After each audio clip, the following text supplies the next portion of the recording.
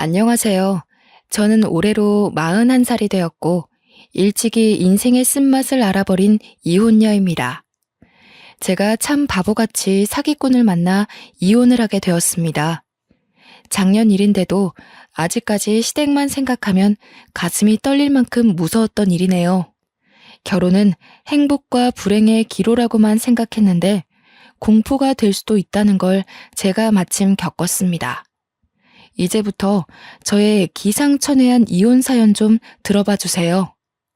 저는 인생의 반 이상을 시골에서 살아서 도심 사람들보다 아는 게 부족할지도 모르는, 그러니까 멋모르는 사람이 맞긴 한데요. 아마 다들 제가 겪은 기가 막힌 결혼 생활을 들으신다면 뭘 모르고 그랬네 라는 말은 아마 못하지 않을까 싶어요. 제가 서울 남자한테 끔뻑 속아 사기 결혼을 당했거든요. 요즘 세상이 어떤 세상인데 사기 결혼이 있겠냐 싶으시지요? 저도 그랬네요. 아니, 저는 사기쳐서 결혼할 수도 있는지도 몰랐습니다. 저희 집안은 TV에서 예능만 봤지 드라마나 영화, 사연 프로그램 같은 건 일절 안 보거든요. 그래서 무지했다고 봐야 할까요? 무지해서 바보같이 당한 거니까 제 탓을 해야 할까요? 아무리 제가 순진했다고 해도 그런 사람 상대로 사기를 쳐서는 안 되는 일 아닙니까? 더군다나 결혼은 짧게 지나갈 사건이 아닌 서로의 인생이잖아요. 제가 말입니다. 서울을 참 동경했는데 서울에 대한 환상이 컸다 보니 생겨난 불상사였나 봅니다. 말씀드렸다시피 저는 촌에서 자라왔거든요. 저는 공기 좋은 산동네 밑에서 태어나 손발에 흙 묻혀가며 커왔습니다. 동네 이웃과 전부 안면 튼 사이라서 너나 할 것 없이 집을 드나들며 가족처럼 지냈거든요. 그만큼 촌동네였다는 거죠.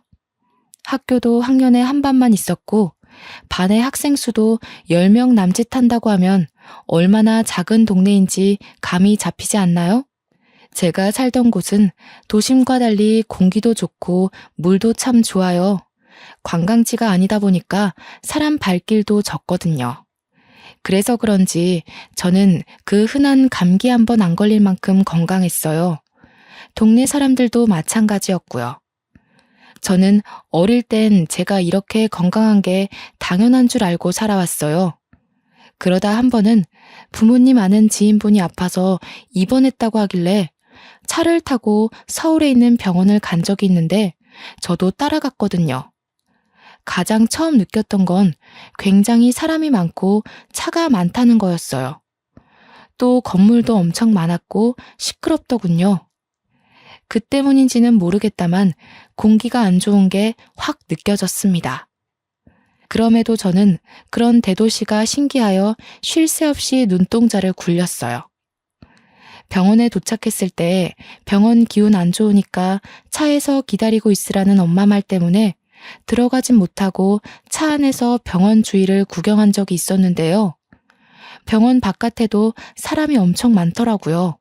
개 중에는 제 또래 친구들도 좀 많았습니다. 도대체 얼마나 몸이 안 좋으면 벌써부터 병원에 입원을 하는 건가 싶었죠. 그때 저는 입원이라는 건 다 늙은 어른들만 하는 줄 알았거든요. 좀 신기하게 봤던 기억이 나네요. 그렇게 아빠, 엄마랑 서울에서 밥까지 먹고 집으로 돌아왔습니다. 창밖을 한참이나 눈에 담느라 집에 돌아올 때는 눈이 너무 피로해서 난생 처음 눈 마사지를 했었죠. 그리고 저는 마음가짐이 변해갔어요. 서울을 처음 보고 난 후부터 한 번도 촌동네에서 자라는 것에 불만을 가져본 적이 없는데 계속 마음 한구석이 아쉽더라고요. 그 이유를 저는 모르지 않았습니다. 당연히 대도시의 그 많은 사람들처럼 저도 그 틈에 끼어서 문화생활을 하고 바쁘게 살고 싶다는 생각을 했기 때문이라는 걸 잘 알았거든요. 피로했는데도 불구하고 또 서울이 가고 싶은 거면 말 다 했죠. 그래서 저는 어른이 되면 꼭 서울에서 살겠다고 다짐을 했습니다. 그 첫 번째 목표가 바로 서울에 있는 대학을 가는 것이었는데요. 부모님 말로는 서울 가서 적응하고 공부하려면 지금부터 공부 열심히 해야 된다길래 정말 열심히 공부했어요. 저는 원래부터 우리 반에서 꽤 공부를 잘하는 편이었기에 기고만장해 있었는데 10명 남짓인 학교에서 공부 잘해봤자 도시 애들의 수준에는 많이 못 미쳤다는 걸 수능 보고 깨달았죠. 좌절하고 말았어요. 그렇게 서울로 대학 가는 건 실패했고 한참을 기죽어 있다가 목표를 바꾸는 걸로 다시 길을 필 수 있었어요. 바로 직장을 서울로 구하는 것이었죠. 이미 한 번 실패를 겪었기에 두 번의 실수는 하지 않으려고 정말 노력을 많이 했고 흔한 자격증도 땄습니다. 그리고는 대학을 졸업한 후 관련 전공 직장에 지원서를 이곳저곳 많이 넣었어요. 운 좋게도 저는 졸업하자마자 서울 직장에 합격을 하게 되었고요. 처음 발을 들이게 된 곳이 바로 장애인 복지시설이었어요. 행정학을 전공했던 저는 그곳에서 복지사가 아닌 보조 사무직 채용이 된 거였는데요. 비록 보조이고 작은 일부터 시작하는 거지만 그래도 저는 서울에 직장을 구할 수 있어서 기쁘기만 했습니다. 그렇게 들어간 복지시설에서 저는 새로운 세상을 경험했어요. 제가 몸이 불편하신 분들을 직접 관리하는 건 아니었다만 같은 공간에 있다 보니 보고 듣는 게 많았거든요. 생각보다 온전치 못한 분들이 많은 겁니다. 겨우 하나의 구에 소속된 작은 시설임에도 이렇게 수많은 장애인 이용자들이 있다는 게 그땐 좀 놀라웠죠. 신체 장애뿐만 아니라 지적 지체, 시각장애, 청각장애, 자폐, 안면 등 부류가 참 많기도 했어요. 아프고 불편한 사람들은 생각보다 많고 그렇다 보니 병치레 없이 건강하게 다니는 바깥의 비장애인 분들은 정말 운 좋은 삶을 살고 있는 거더라고요. 한 번은 그런 생각이 들었어요. 실례일 수 있겠다만 장애인 분들을 보면서 제가 여태 감기 한 번 안 걸리고 건강하게 살 수 있는 것이 문득 감사했다는 거죠. 그러면서 동시에 드는 마음은 제가 할 수 있는 선에서 최대한 도와드리고 어울리고 싶다는 생각이었어요. 차라리 복지사가 될 걸 그랬나 싶을 정도로 장애인분들에게 베풀고 싶은 제 마음은 진심이었습니다.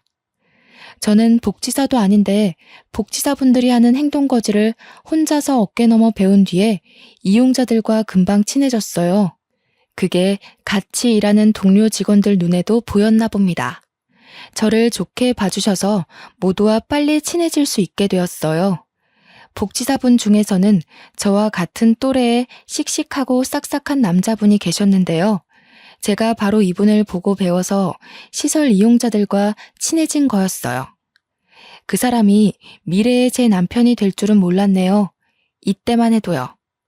그때 남편은 다른 복지사들 중에서도 유독 장애인들 관리에 참 능숙했습니다. 보면서 저도 저렇게 몸 불편한 사람들을 편견 없는 시선으로 보면서 도움을 주는 데에 적극적인 사람이 되고 싶어 남편을 더 유심히 봤는데요. 그게 좋아하는 마음으로 연결될 줄 누가 알았겠습니까? 시설이 좀 작은 규모라서 몇 없는 동료들과 더 친해지기 쉬웠는데 남편은 원래도 밝은 성격인지 신입이라 잘 모르는 저를 위해 처음부터 많이 알려주더군요. 남편과 말을 섞을 기회가 점점 늘어났습니다. 한날은 제가 촌에서 왔다니까 남편이 그 동네 공기 좋지 않냐면서 자기도 한번 놀러 갔었는데 너무 좋았다고 우리 동네 칭찬을 막 해주는 겁니다. 원래 그렇잖아요. 외국인이 한국에 관심 주고 좋아라 해주면 그 외국인에게 마음이 열리는 것처럼 저는 남편이 더없이 좋아졌죠. 저는 남편의 친절에 적극 보답하며 제 마음을 계속 표현했어요. 특히 남편이 직업에 임하는 마인드가 참 존경스러웠는데 일하는 남자가 멋있다는 게 이런 거구나 싶더라고요. 이수씨, 장기기증이라고 들어봤죠? 제가 그걸 성인이 되고 바로 신청했거든요. 나중에 죽으면 제 몸 바쳐서 이렇게 불편하신 분들 도움드리고 싶어서요. 다들 나중에 마음 바뀌네 마네 그런 소리 하면서 후회할 거라는 말도 종종 들었는데 저는 아직도 그때 한 결심에 변함이 없어요. 이미 저한테는 10년도 넘은 일이잖아요. 여전히 여기 이용자분들 보면서 장기 기증에 대한 뜻을 품고 살아요. 저로 인해 많은 사람들이 새 삶을 얻을 수 있다면 얼마나 기쁠까? 그 생각이 일하는 원동력 중 하나이기도 해서요. 남편은 얼마 전에 장기 기증이 적합한지 병원에서 검사까지 받고 왔다는 겁니다. 주기적으로 검사를 다닌대요. 혹시나 자신의 장기가 상해서 기증을 못하게 되면 안 되니까 검사를 받고 스스로 건강도 잘 챙기고 있다네요. 솔직히 내 인생인데 사후에 남을 위해 자신을 관리하고 있다는 건 쉽게 먹을 수 있는 마인드가 아니잖아요. 좀 과장해서 하늘에서 내려온 천사가 아닌가 싶을 만큼 남편의 무한한 아량에 감탄을 했습니다. 저는 그곳에서 처음으로 누군가를 존경한다는 마음을 느껴보았어요. 그게 남편이었다는 거지요. 그리고 그 일은 남편을 향한 감정에 설렘을 더해주는 일이 되었습니다. 그렇게 저와 남편은 점점 더 가까워졌어요.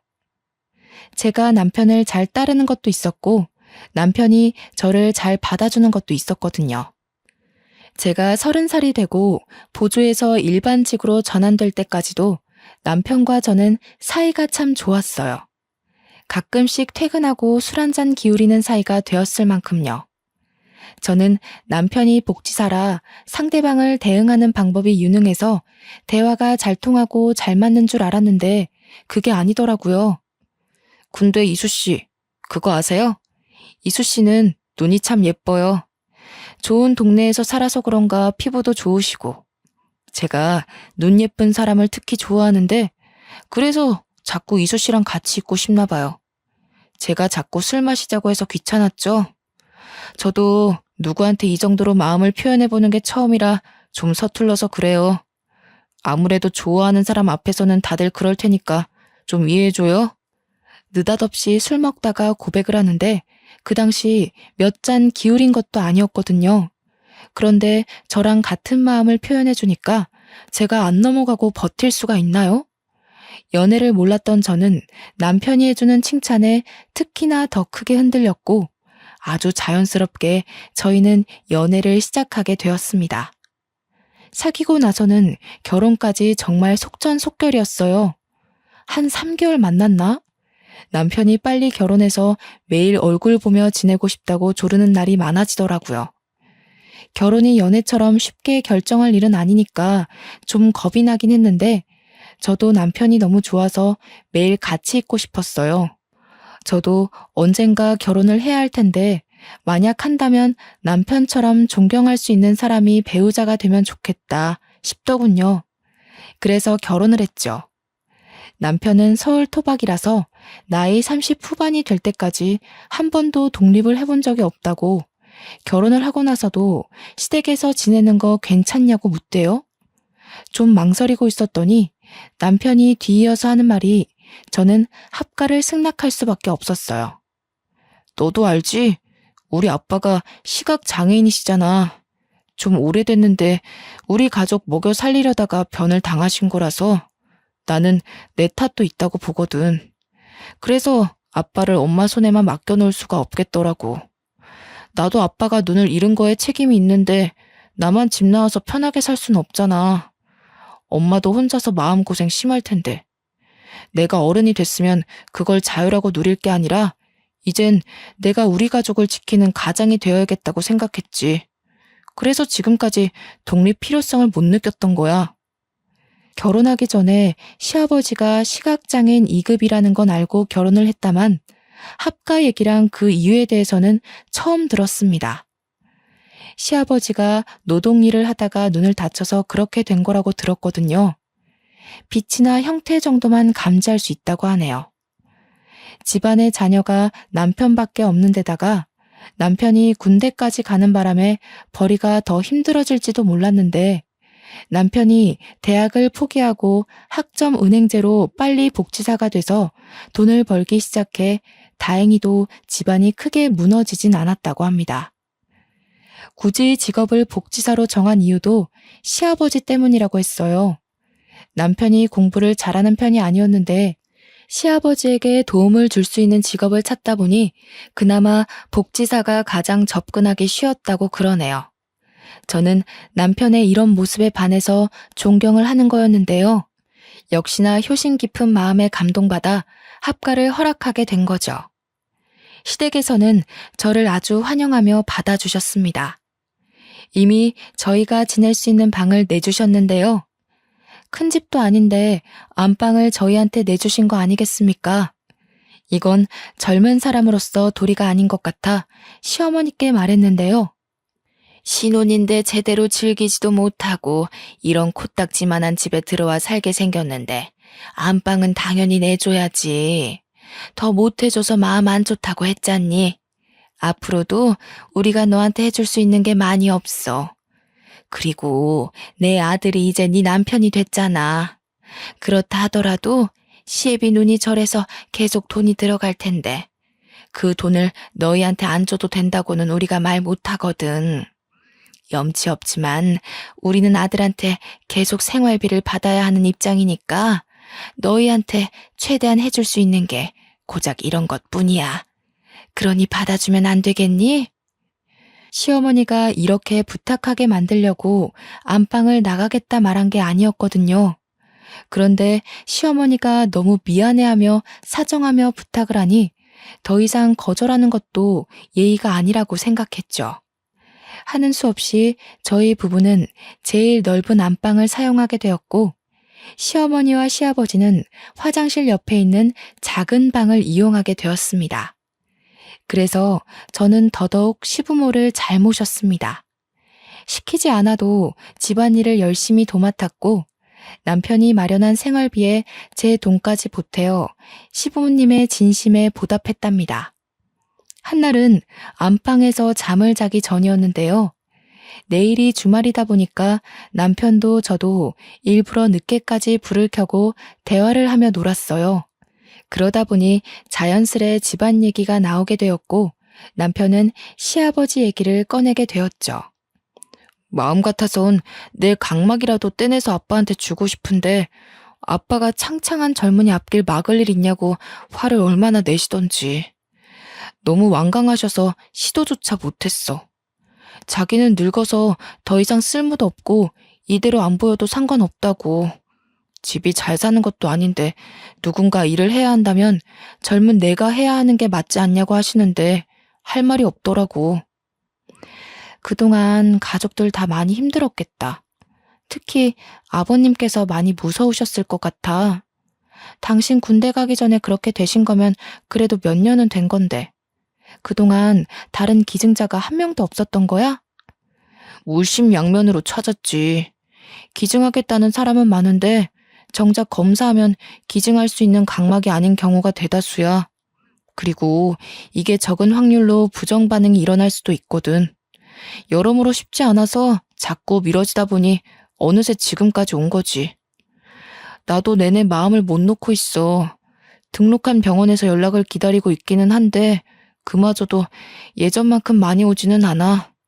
정말 큰일이다. 아버님 마음고생만큼은 아니지만 어쨌든 식구들 다 같이 힘든 거잖아. 나도 아버님 불편한 거 없게 최대한 돕고 있긴 한데 볼 때마다 마음이 너무 안 좋아. 아버님 저렇게 좋으신 분인데 하늘은 참 무심하기도 하지. 속상해, 너무. 그렇지? 너는 기증에 대해서 어떻게 생각해? 네 말대로 기증이 쉬운 일은 아니잖아. 아무리 마음이 선하더라도 기증은 감히 마음먹기 힘들 수도 있는 부분이거든. 나도 당신이랑 생각이 같아. 기증이야말로 진짜 좋은 일이라고 생각해. 그건 천사나 다름없어. 나를 내주는 거잖아. 아무리 내가 죽은 후라지만 내 몸을 떼어내주는 건 결코 쉬운 일이 아니거든. 그래서 나 자기가 처음 기증의사 밝혔을 때 엄청 존경스러웠다? 나도 기증에 대해서 생각해보게 됐는데 솔직히 당신 보고 그 마인드에 반해서 나도 기증 신청한 거야. 내가 무슨 복이 있어서 이런 분에 넘치는 와이프를 만났는지 모르겠다. 넌 정말 내가 본 수많은 사람 중에 가장 따뜻한 사람이야. 능력도 없고 벌이도 부족한 나랑 결혼해줘서 너무 고마워. 우리가 한 3개월 시댁에 살았을까? 잘 살고 있는데 갑자기 시모가 자기 마음이 하루하루 편치 않다고 분가를 하라는 겁니다. 갑자기 무슨 당황스러운 제안인가 싶었는데 시어머니가 젊은 사람 고생시키면 벌 받는다면서 지금껏 마음 써준 걸로도 충분히 며느리 노릇했으니까 그만 분가해도 된다고 했어요. 저는 거절했죠. 시어머니 혼자 시아버지를 보필해 본 적이 없을 텐데 남편도 없이 어떻게 지낼 건가 싶었어요. 그런데 합가를 고집하는 건 식구들 중 저뿐이었습니다. 남편은 생각보다 금세 수긍하며 시어머니의 말을 따르더군요. 집이 싸게 나왔다고 해서 상가 있는 아파트 알지? 거기 전세로 들어가면 될 것 같아. 너만 괜찮다면 내일 계약할까 하는데 이 집이랑 가까워서 무슨 일 생기면 10분 안에 올 수 있어. 우리 집안 걱정은 그만해도 돼. 결혼하기 전만 해도 독립 생각 없는 것처럼 저를 감동시켰던 사람이 한치의 망설임도 없이 시어머니 말에 동조를 해서 좀 당황스러웠습니다. 이미 집도 알아봤다네요? 여기서 더 이상 고집 부리면 제가 좀 이상한 입장이 될 것 같았어요. 그리고 예상외로 저희가 있어서 시부모님이 불편했는지도 몰라요. 눈치 없이 시댁에 주저앉으려는 꼴로 보일까봐 저는 분가를 하게 되었죠. 그렇게 저희는 10분 거리에 있는 전셋집으로 이사를 가게 되었습니다. 마침 친정 부모님도 비슷한 시기에 서울로 이사 오셨는데요. 지방에만 살다가 한 번쯤 서울에 살고 싶었는데 우리 시댁이랑 가까운 동네에 아파트가 싸게 나온 곳이 있어서 그곳을 매매했답니다. 말로는 서울 구경하고 싶어서 왔다고 하지만 사실 우리 엄마가 좀 저를 극성으로 아끼는 탓이란 걸 눈치챘어요. 부모님은 제가 결혼할 때도 그리 반기는 모습이 아니었거든요. 온통 걱정투성이었죠. 저는 오히려 좋았습니다. 친정도 가깝고 시댁도 가까우니 큰일이 생기면 바로 내다볼 수 있으니까요. 분가를 했지만 시댁 걱정이 떠나질 않아서 저는 근무날에도 상관없이 일주일에 4번이나 시댁을 방문하면서 며느리 노릇을 했습니다. 시어머니는 여태까지 제게 고나리질 한 번 한 적이 없으세요. 남편의 넓은 아량이 부모님을 닮아서 그런가 봅니다. 그래서 저도 시어머니를 도와 시력 불편한 시아버지를 여전히 많이 보필하며 지냈죠. 제가 애교 많은 사람이 아닌데 시부모한테는 일부러 더 노력해서 애교를 부렸어요. 시댁 분위기가 우리 집과 달리 좀 많이 우중충한 편이었거든요. 아무래도 아픈 사람이 있으니까 당연한 거잖아요. 그렇게 시댁만 신경 쓰느라 정작 친정에는 발길이 끊어지다시피 했는데 한날 엄마가 전화가 온 겁니다. 항서방이 갑자기 전화가 왔더라. 집안에 누구 아팠던 사람 없었냐고. 특출난 건강 이력이 있냐는 거 있지? 우리 보고도 선천적인 병이나 그런 거 있냐고 묻는데 갑자기 왜 이런 걸 묻는지 모르겠네. 참, 너 보고 어렸을 때 안경 낀 적 있냐고도 하더라. 안부를 묻는 것도 아니고 난 도통 이 전화의 의미를 모르겠다. 딸, 너 무슨 일 있는 거 아니지? 그때는 별일 없다고 안부만 전하고 끊었는데요. 이때만 해도 남편이 저 몰래 친정 생각해서 한 번씩 전화하고 그러나 보다 하며 별 생각 없이 상황을 넘겼습니다. 오히려 고마워했죠. 나 대신 친정 신경 써주고 있다는 생각에요. 그런데 결혼 생활이 1년을 넘어갈 때쯤이었나? 여느 때와 같은 퇴근을 하고 시댁에 가는 길이었는데 어떤 모르는 여자가 느닷없이 제 앞을 막는 겁니다. 너무 조급해 보여서 어디 도움이 필요한 사람인 줄 알았어요. 혹시 황재수 씨 와이프 되세요? 시아버지 되시는 분이 시각 장애인이시고 만약 맞다면 이 결혼 생활 하루빨리 정리하세요. 조만간 그 집에서 그쪽 눈을... 말하다 말고 여자는 제 뒤쪽을 보더니 불이 나게 도망을 가버렸습니다. 그때가 남편이 주차를 끝내고 오던 차였는데 남편을 보고 도망간 것 같아요. 황재수. 그건 제 남편 이름이 맞는데 저 여자는 뭘까 싶어서 멍 때렸어요.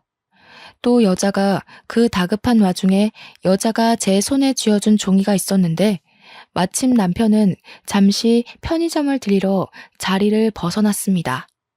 남편은 그 여자를 못 본 듯 했어요. 남편이 자리를 비우자 저는 종이를 볼 수 있었는데요. 좀 말도 안 되는 내용이 적혀 있었어요. 자기는 내 남편의 전부인이라는 말로 시작되는 메시지였고 쪽지 내용의 절반 이상은 남편이 아닌 시아버지의 이야기였습니다. 시아버지가 각막 이식을 받아야 하는데 마땅한 기증자가 없어서 그걸 며느리 될 사람으로 대신 찾고 있다고. 혹시 건강 이상에 가족력을 묻지 않더냐면서 기증 의사를 묻는 질문을 하지 않더냐고 갈수록 나한테 눈 얘기만 할 거라면서 그리고 결정적인 틈을 봐서 시아버지가 나중에 나한테 눈 한쪽만 주면 안 되겠냐고 얘기하는 날이 있을 거라고 이런 희한한 얘기의 쪽지였죠. 모르는 여자가 갑자기 주고 간 쪽지에 이런 이상한 소리가 적혀 있는데 이걸 곧이곧대로 믿는 사람이 몇이나 될까요? 저는 그 당시만 해도 시댁을 좋아했고 여전히 존경스러운 남편을 사랑했어요. 그래서 이 쪽지가 마냥 저주의 장난처럼 느껴졌죠. 그런데 말입니다. 그 어처구니 없는 쪽지 하나 때문에 제 결혼 생활이 제대로 균열이 생기기 시작했다는 겁니다. 그 후로 우선은 이 불쾌한 쪽지를 남편한테 비밀로 했다간 희한하게도 그 쪽지가 매사에 마음에 걸려 있었거든요. 그러는 와중에 한날은 시부모가 저한테 여느 때처럼 칭찬을 해주는데요. 그게 좀 이상하게 들리더라고요. 아가 너도 우리 아들처럼 효심이 참 깊구나. 사돈댁에서도 이런 착한 딸 둬서 호강 많이 했겠어. 부모님 다 건강하시고 그런 산 좋고 물 좋은 동네에서 얼마나 깨끗하게 자랐겠니. 참 좋은 데서 나고 컸다 아가. 내 말이 그 말이에요. 처음에 봤을 때 새아기 눈빛이 얼마나 깨끗하고 예쁘던지. 당신도 직접 봐야 할 텐데 참 아쉬워요. 그런데 새아가, 너는 젊어서 그런 거니? 어쩜 이렇게 눈빛이 초롱초롱하니? 네 시아버지도 눈 멀쩡할 때 눈이 참 초롱초롱했거든. 딱 너처럼 사람이 봤을 때 눈이 제일 먼저 보일 만큼 말이야. 제가 예민한 걸까요? 이때뿐만이 아니었는데요. 어느 순간부터 시부모가 나만 보면 눈 얘기를 하곤 했는데 처음엔 솔직히 그날의 쪽지 때문에 예민한 거라고 생각하며 넘겼습니다. 그러나 시간이 지날수록 쪽지 때문에 착각하는 수준이 아니게 된 겁니다. 보통 한두 번 칭찬했으면 그만할 법도 하지 않습니까? 그런데 시부모는 제가 일주일 4번 시댁을 방문할 때마다 똑같은 눈 얘기를 또 하고 또 하고 또 하고 나중에는 칭찬이란 걸 알아도 불편하기까지 하더군요. 그러던 어느 날 제가 본격적으로 쪽지를 다시 꺼내본 계기가 있었는데 또 시댁에 들려서 한 소리 들었을 때였습니다. 제가 너무 착하고 순해서 아무것도 모르는 사람처럼 보였는지 특히 시어머니가 점차 노골적으로 말을 꺼내기 시작하더군요. 아가, 너는 네 시애비가 참 불쌍하지 않니? 한쪽이라도 보이면 참 좋겠는데. 내가 어제 뉴스를 보는데 요새는 별의별 효도가 다 있나 보더라. 앞 안 보이는 부모를 위해서 한쪽 눈으로 살아가는 자녀들도 꽤 많더라고. 자기 눈 한쪽을 부모한테 떡하니 바친 거지.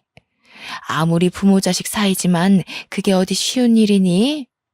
그래도 애들이 얼마나 착하고 바람직하면 어른을 그렇게 공경할까? 난 참 어른 공경하는 사람들이 좋더라. 그래서 내가 새아가를 좋아해. 젊은 사람 같지 않게 참 바르고 착해서. 저는 평소에도 남편 없이 시댁에 오는 날이 많았는데요. 저만 보면 눈 얘기하려고 기다렸던 사람처럼 덤벼드는 시부모 때문에 점차 시댁 오는 걸음이 망설여지더라고요. 솔직히 말하면 무서웠어요. 그래서 다시 본 거예요, 그 쪽지를. 그런데 이건 좋게 돌려서 생각하려 해도 제 상황이 정말 쪽지대로 흘러가는 것 같았죠. 하지만 이상하잖아요. 시댁에서 기증자를 찾기 위해 며느리를 삼다녀. 세상에 이런 일이 있을 수가 있다는 말이에요? 저는 이미 두려움이 생겨버렸지만 애써 현실성 없는 얘기라고 믿고 싶었습니다. 그러나 이젠 정말 진실을 앞에 두고 외면할 수가 없더군요. 시부모는 이런 얘기를 남편이 있는 자리에서도 거리낌 없이 하기 시작했는데 예전부터 남편한테 말할까 말까 했던 제 입장에선 다행이라고 생각했거든요. 그런데 남편 하는 말이 저를 더 소름 돋게 하는 거 있죠? 이수도 나중에 기증할 생각이 있다고 하더라고. 근데 각막은 웬만해선 사후에 기증을 하지 생전엔 어려워. 지수는 나보다 더 어려서 한참 사회생활 할 때인데 아무래도 좀 그렇잖아. 아니더라니까. 내가 뉴스를 매일 보잖아. 생전에 한쪽만 기증하는 애들도 한가득이더라. 마음 씀씀이가 좋은 애들이 그러겠지. 그래도 애미는 솔직히 저런 애들 하나도 안 부럽다. 10자식 있으면 뭐해. 내 눈에는 우리 며느리가 최고로 착하고 야무진걸. 아직 이수랑 정식으로 얘기해 본 것도 아니야. 아무리 기증 의사가 있다고 하더라도 그런 식으로 하면 불편해. 괜히 부담 주고 그러지 마. 그러게 내가 한쪽 준다니까 아빠는 계속 거절해선. 아, 그런데 내가 요즘 시력이 많이 안 좋아졌어. 검사해서 기증 가능한지 다시 알아봐야 돼. 이수는 다행히 기증이 가능하더라고. 서울이랑 촌이 다른 게 여기서 차이가 나나 봐. 어디서 이렇게 예쁜 아이가 우리 집에 들어왔을까? 며느리가 눈이 건강해서 얼마나 다행인지 몰라. 그치요, 재수 아빠? 재수 아빠는 참 복도 좋아. 심성 고운 며느리 둬서. 그 당시 제가 검사를 받은 이유는 남편을 존경하기도 했고 남편처럼 저도 사후에 장기기증 신청을 하고 싶어서가 맞아요. 검사 받기까지 온전한 제 의지였다고요. 당연히 남편의 행동들이 제 눈에 옳고 참된 일처럼 보였으니까 그랬다고요. 그런데 대체 이게 무슨 대화랍니까? 제가 착각한 거라고 예민했다고 봐야 하는 걸까요? 저는 시아버지한테 제 눈을 바치기 위해 검사를 받은 게 아닙니다. 그런데 왜 계속 분위기가 그렇게 흘러가는지 모르겠어요. 시부모는 이미 왜인지 모를 확신을 갖고 있는 모습이었는데 도통 왜 저러는지 몰랐습니다. 이렇게 분위기가 주는 압박에서 저는 지난날 받은 그 황당한 쪽지가 사실이었단 걸 명확히 느끼게 된 거죠. 모든 걸 돌이켜보니 남편이 제게 보였던 마음들, 그것마저 다르게 해석되더라고요. 남편이 나보고 눈이 예쁘다고 한 것도, 공기 좋은 데서 잘 컸다고 한 것도, 기증에 관한 의사를 물어본 것도, 친정을 들여다봐주는 것도 전부 다 그저 시아버지 각막이식 때문이었구나 하고, 시댁한테는 이미 모든 정이 떨어졌고 남편한테는 배신감이 치솟기 시작했어요. 이 쪽지가 사실이라면 쪽지를 주고 간 전처의 존재도 사실이라는 건데 보니까 전처는 그날 남편을 보고 먼저 도망을 쳤었어요. 그렇다는 건 전처도 이런 상황을 겪고 무서워서 이혼을 했다는 거잖아요. 근데 그 이혼 사실이 서류에 없었다는 건 혼인신고를 안 했다는 뜻으로 이어지겠죠. 생각을 할수록 숨이 막히더군요. 그렇게 누구한테 털어놓지도 못하고 혼자서 끙끙 앓기만 하다가 또 한 번 시댁을 가게 되었습니다. 평소에도 시댁에서 같이 식사하는 자리는 많았는데요. 그런데 그날이 제가 참지 못하고 시댁을 박차고 나와서 이혼까지 생각하게 된 계기였죠. 세아가, 어디 아픈 건 아니지? 이번 주 내내 통 얼굴 빛으로 안 와서 걱정 많이 했어. 몸이 안 좋은 거야? 그 건강하던 애가 무슨 일이라니? 서울 생활에 탈이라도 나서 그러나? 당신 엄마 아빠 보러 안 왔어? 일주일가량 꼬박 들리던 사람이 갑자기 왜? 몸이 진짜 안 좋아서 그래? 병원 갈까? 안 좋으면 나한테 말을 하지 그랬어. 어디가 안 좋은데? 새아기 몸이 안 좋으면 안 되지. 저녁은 됐으니까 얼른 며느라기 데리고 병원이나 다녀오너라. 우리 집안에 들어온 귀한 식구인데 남의 자식 아프게 만들어서야 되겠나. 어여 병원 가. 우리는 괜찮으니까.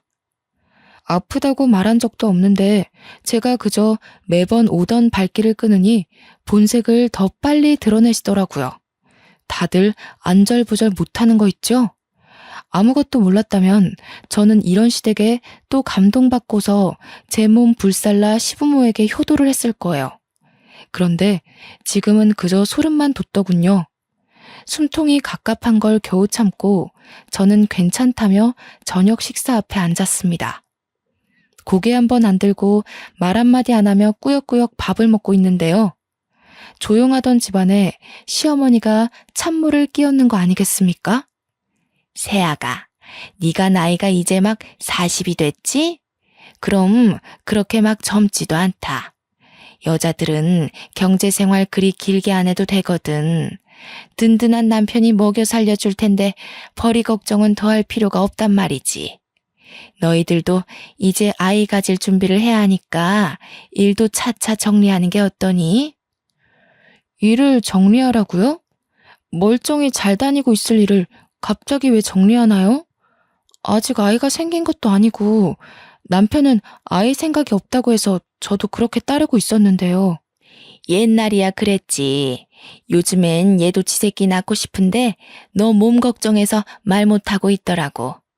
다음 달부터 임신 준비하도록 하고 일은 그만 정리하는 게 좋겠다. 그래서 말인데 어차피 앞으로 육아하면서 집에서만 지낼 건데 혹시 네 시애비한테 각막 한쪽만 기증할 생각 없니? 그럼 우리가 정말 평생 은혜 갚을게. 손주도 너 힘들다고 하면 우리가 다 키울게. 그런 건 걱정 말어. 그래, 내가 자기 극진히 보살펴 줄게. 우리 아빠 앞만 보이면 잘 살아가실 분이셔. 우리 도움 같은 건 전혀 필요 없으실 거라 나는 온전히 당신만 신경 쓸 수 있거든. 내가 정말 공주처럼 보살필 수 있어. 옆에서 시아버지는 말없이 식사만 했고 옆에 앉은 시어머니가 제 손을 잡으며 말하는데 남편이 저를 아이처럼 어르고 달래는 겁니다. 그 순간 저는 시댁에 있는 게 너무 무서워서 밥 먹다 말고 그 집에서 나와버렸습니다. 집으로 가는 길이 10분인데 친정으로 가는 길은 한 15분 정도 걸리거든요. 그런데 그 짧은 거리의 밤길마저 공포스럽더라고요. 너무 무서워서 엄마한테 전화하려고 했어요. 그때 남편이 뒤늦게 쫓아와 제 앞을 막더군요. 뭐야? 무슨 일인데? 갑자기 밥 먹다 말고 어디 가냐고. 내가 몇 번을 불렀는지 알아? 집에 엄마 아빠도 놀라서 나오려는 걸 내가 잠깐만 기다리라고 했어. 갑자기 왜 이래? 이제 그만 솔직하게 말해줘. 당신 나 만나기 전에 결혼했었어? 당신 지금 기증자 필요해서 나랑 결혼한 거야? 내가 촌에 산다고 하니까 내 눈이 건강해 보여서 나한테 접근한 거야? 뭐? 뜬금없이 무슨 말이야. 하나도 이해 못하겠거든? 여기서 이러지 말고 일단 안에 들어가자. 우리 부모님 놀라서 기다리고 있어. 가자 별일 아니라고 해명해. 좀 놔. 어떤 여자가 날 찾아왔었어. 당신 이름 얘기하면서 전부인이라고 하더라. 그런데 그러면서 하는 말이 뭔 줄 알아? 내가 정말 아직도 소름이 돋아서 저는 손을 떨어가며 주머니에서 쪽지를 꺼내 남편한테 주었습니다. 그 쪽지를 혹여나 들킬까봐 내내 몸에 지니고 다녀서 바로 건넬 수 있었어요. 남편은 그걸 읽어보더니 꽤나 당황하더군요. 제발 솔직하게 말해. 나랑 결혼한 이유도 아버님 각막 이식 때문이었어? 친정에 전화해서 우리 부모님 건강 이력 물어본 것도 이식 때문에 그런 거야? 몇 년을 시댁이랑 입 맞춰서 날 속인 거야? 무슨 소리야. 어디서 이런 말 같지도 않은 메모를 들고 와서 난리야? 고작 이런 것 때문에 지금 나랑 우리 부모님을 의심하는 거야? 앞뒤 상황은 따져보고 화를 내던가 해야지. 애도 아니고 무작정 이러면 어쩌자는 거야? 내가 틀렸다고? 그 쪽지 내용대로 아까 어머님이 나한테 눈 달라고 한 거 못 봤어? 당신도 나 어르고 달랬잖아. 그거랑 이 쪽지 내용이랑 뭐가 달라? 아닌 게 있어? 똑바로 말해, 고소하기 전에. 제가 세게 몰아붙이니 남편이 주춤하며 말을 얼버무리기 시작하더군요. 그 꼴이 제가 사기당했다는 걸 그대로 드러내주고 있는 셈이라 눈물이 났어요. 남편을 정말 존경했는데 이런 소름 끼치는 생각을 하는 사람이었다니. 몇 년을 함께한 결혼 생활과 남편을 보면서 느꼈던 무한한 존경심이 무너지는 순간이었습니다. 그때 시어머니 뒤늦게 쫓아왔더라고요. 저는 이왕 할 말을 터뜨린 거 시어머니에게도 망설이지 않고 따졌어요. 어머님, 어떻게 이러실 수가 있으세요? 제가 어머님 아버님께 얼마나 잘했는데요. 저를 고작 기증자로만 생각하고 잘해주셨던 거예요? 남편이 결혼했다는 건 왜 숨기셨어요? 저희 혼인신고 늦게 하라는 것도 다 이런 이유 때문이었어요? 전 부인은 기증 안 해줘서 쫓아내신 건가요? 뭐라고? 어머머, 얘 말하는 거 좀 봐라. 어른 앞에서 눈 똑바로 뜨고 덤비는 것 좀 봐. 그래, 그랬다. 그게 왜? 같은 식구면 어려울 때 도울 수도 있는 거지. 남 도와주는 건 쉬우면서 식구 도와주는 건 그렇게 싫디? 요즘 애들은 이기적이어서 효도도 할 줄 모르던데. 너도 결국엔 똑같구나. 식구요? 혼인신고도 못하게 해놓고 식구라고요? 절 식구로 생각하긴 하셨어요? 식구로 안 보고 있었던 건 제가 아니라 남편이랑 어머님, 아버님이겠죠. 지금 큰 소리 낼 사람은 저거든요? 이거 엄연히 사기 결혼이에요. 도대체 얼마나 더 이런 식으로 사람 인생 망치려고 했던 거예요? 정말 무섭고 소름이 끼쳐서 마주하고 있기도 무섭네요. 바락바락 대드는 제 말에 시어머니가 뒷골 잡더군요. 남편은 그대로 자리를 떠버린 저를 붙잡으려 했으나 시어머니가 혈압 올라 주저앉는 바람에 그러지도 못했습니다. 잘 됐죠. 저는 짐 챙길 생각도 않고 바로 친정을 찾아갔어요. 야밤에 제 사정을 다 들은 친정 부모님이 깜짝 놀라더니 화를 내시더라고요. 당연하겠죠. 딸이 사기 결혼을 당했는데 그게 각막 기증 때문이라니까 기가 차잖아요. 친정 부모님은 당장 시댁 가서 깽판이라도 쳐야겠다고 이대로는 절대 못 물러난다고 나갈 채비를 했습니다. 우리 엄마가 평소에도 보통 성격이 아니에요. 산전수전 다 겪고 산동네로 이사간 분이거든요. 엄마는 가기 전에 봉지에 소금을 한 솥을 담더라고요. 저는 그걸 보고 시댁집에 뿌리려나 보다 그렇게만 생각했어요. 그렇게 다 같이 시댁을 찾아갔는데요. 시모가 제 얼굴을 보더니 바로 문 열더군요. 아까는 내가 너무 놀라서 정신이 없었다. 우리 이식 얘기는 들어와서 찬찬히 해보지 않겠니? 나는 너를 정말 내 새끼처럼 아꼈는데 네가 갑자기 우리를 남처럼 밀어내는 것 같아 서운해서 그랬어. 그래, 우리가 너무 마음의 준비도 없이 이식 얘기를 했지? 지금부터 네 생각 내 생각 공유하면서 이식에 관해 회의를 해보자꾸나. 시어머니는 대놓고 이식 얘기를 하며 아예 저를 기증자로 보고 있었습니다. 그때였어요. 문 뒤에 숨어있던 엄마가 시어머니 말 끝나자마자 시어머니 얼굴에다 소금 냅다 뿌려버리는 거 아니겠어요? 솔직히 깜짝 놀랐습니다. 저는 그냥 집에다가 뿌리는 줄 알았거든요. 이런 정신 나간 여편네가 남의 자식한테 뭐라짓거리는 거야? 뭐? 눈? 눈을 달라 했다고? 미치지 않고서야 그게 심으로써 며느리한테 할 소리야? 어디서 이런 막대 먹은 집안이 굴러들어온 거래? 정말 기가 차서 말도 안 나오려고 하네. 악기가 씌어도 단단히 씌인 거지. 그렇지 않고서야 멀쩡한 사람 눈 뽑아 먹으려고 사기치고 결혼하는 정신 나간 짓은 못하지. 내 귀한 딸 잡아먹으려고 인연이 이 악마 같은 년아. 썩 꺼져! 눈에 소금이 들어간 시어머니는 따갑다고 악다구니를 질렀고 그 소리에 깜짝 놀란 남편이 뛰어와서 계속 소금을 뿌리는 우리 엄마에게 손을 올렸더라고요. 엄마한테 손찌검 하려는 남편을 제가 급히 막았어요. 지금 뭐 하시는 거예요? 아무리 경우가 없어도 그렇지. 나이 먹을 만큼 먹은 사람이 왜 이래요? 장모님 그렇게 안 봤는데 저희 엄마 눈 잘못되면 이거 엄연한 범죄예요? 못 배워먹은 사람도 아니고 뭐 하시는 겁니까? 장모님도 똑같이 만들어 드려요? 예?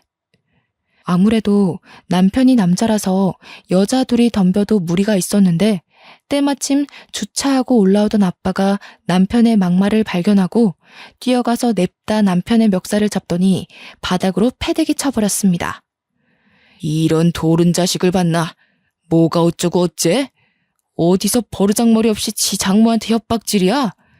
뭐가 떳떳해서 얼굴 쳐들고 사람을 노려보는 거냐? 남의 자식 눈팔 계획 틀어지니까 이판사판 없다 이거야? 되바라져도 정도껏 되바라져야지. 상놈도 아니고 어디서 주둥아리 함부로 놀려? 아버님, 제 뜻은 그게 아니라 눈이 얼마나 소중한데 남의 어머니 얼굴에다 소금을 뿌리시면 눈이 실명될 수도 있다고요. 이거 범죄인 거 아세요? 범죄? 범죄를 아는 놈이 내 딸 끌어들여서 눈 파먹을 계획을 하고 있어? 분명 우리 딸 데려갈 때 눈물 한 방울 안 흘리게 하겠다고 다짐하지 않았나? 아, 그게 아예 눈을 뽑아버리겠다는 거였어? 어? 이런 끔찍한 놈을 봤나? 너희 집 식구들은 입이 1000개라도 닥치고 있어야 할 판이야. 그 와중에 시아버지는 눈이 안 보이니까 큰 소동이 나도 현관문 쪽으로 나오지 못하더군요. 아빠는 남편에게 마지막으로 한 방 더 먹였는데요. 그렇게 각막 이식해주고 싶으면 아들이 직접 두 쪽 다 해주면 되겠네 하면서 엄마 손에 조금 남은 소금을 앗아가 남편 얼굴에 확 뿌려버린 겁니다. 남편도 자기 엄마처럼 똑같이 따갑다며 소리치다가 앞이 안 보이니까 주저앉으면서 우리 아빠 다리를 잡고 매달리는 거 아니겠습니까? 시어머니는 눈을 씻으러 간 건지 화장실로 들어가서 나와보질 않더군요. 장인어른, 잘못했습니다. 죄송해요. 아무리 급했어도 이수는 건드리면 안 되는 거였는데 정말 죄송합니다. 그렇지만 이수 좋아하는 마음은 진심이에요. 절대 사기친 거 아닙니다. 이수가 싫다고 하면 더 이상 이식 강요할 생각 없었어요. 그냥 의견만 들어보려고 했던 거라고요. 상식을 똥구멍으로 쳐먹었나? 강요 안 했다는 놈이 우리 딸이 쫄딱 겁먹고 울면서 친정을 찾아오게 해? 무섭다고 살려달라고 해? 너 이 자식 사람 잘못 골라도 한참 잘못 골랐어. 감히 내 자식을 건드린 죗값이야. 다시는 이수 찾아올 생각 말고 위자료나 준비해. 아빠는 마지막으로 남편을 발로 차고서 우리를 데리고 엘리베이터 타고 건물을 나왔습니다. 다행히 낡은 아파트라 복도에 CCTV가 없더라고요. 한 성격하는 우리 부모님 참 못 말리죠. 그래도 덕분에 든든했고 체증이 확 가라앉는 기분이었어요. 왜 진작 말하지 않았을까 후회까지 되더라니까요. 그리고 저는 신혼집에 짐도 다 버리고서 급하게 고향으로 내려와 버렸네요. 부모님도 서울하면 치가 떨린다면서 집을 정리했고 같이 본래 살던 집으로 돌아왔죠. 그 후 남편한테서 오는 연락을 전부 씹었어요. 남편이 제발 얘기 좀 하자고, 기증하기 싫으면 안 해도 된다고, 전부인처럼 버리지 않겠다고 하는데 이게 사죄하는 사람이 할 소린가요? 이제 보니 존경은 개뿔, 눈앞에 닥친 상황조차 유도리 있게 처리 못하는 맹탕이더라고요. 그 이후 저는 전부인이라는 사람과 얘기를 해보고 싶어 몰래 시댁 근처를 맴돌았지만 아쉽게도 만나지 못했어요. 그렇게 남편과 다시 만난 건 이혼 때문이었고 남편과 제가 법률혼 관계가 아니라 과정이 까다롭긴 했으나 겨우 승소하여 꽤 시원한 위자료를 받아냈죠. 현재는 고향으로 내려온 지 반개월 정도 되었어요. 어느새 그 일이 작년 일이 되었네요. 그때의 기억이 아직도 생생하게 남아있어서 여전히 서울이 꼴도 보기 싫더군요. 좋았던 추억마저 전 남편 때문에 다 망쳐진 셈인 거죠. 저랑 저희 부모님은 서울 방향으로는 눕지도 않을 지경으로 정내미가 다 떨어졌답니다. 결혼해도 고부간의 갈등이나 있을 줄 알았지 제 각막 탐내는 시댁이 있을 줄 누가 알았겠습니까? 정말 영화라도 한 편 찍은 기분이네요. 앞으로도 사람 참 신중하게 봐야겠더라고요. 다들 사람 사귀는데 뭐든 유념하셔야 해요. 생각보다 상식 없는 분들 덜어 있는 것 같으니까요. 제 영화 같은 사연 좀 재미있으셨나요? 이제는 좀 더 마음을 털어내어 웃을 수 있는 사건으로 찬찬히 날려버릴 생각이에요. 지금까지 제 사연 읽어주느라 고생하셨습니다. 좋은 하루 되세요.